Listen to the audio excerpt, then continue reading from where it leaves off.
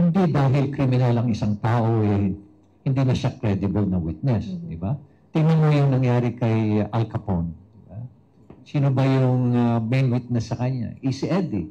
Easy Eddie has been a criminal. Siya yung accountant, siya yung finance, siya yung budget officer, kumbaga. Di ba? Siya ang finance officer. But he testified, no? And credible siya. And that's the reason why Al Capone was sent to jail and convicted as well, di ba?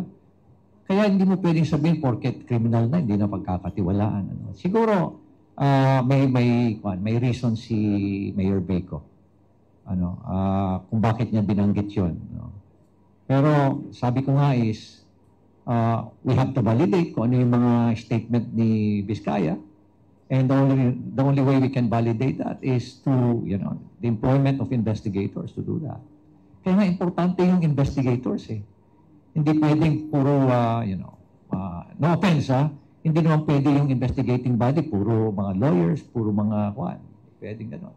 Kailangan mo talaga ng investigasyon dyan kasi kailangan may skill, may talent, at the same time, may tradecraft eh. Yung pagkuha ng ebidensya, tradecraft yan. No?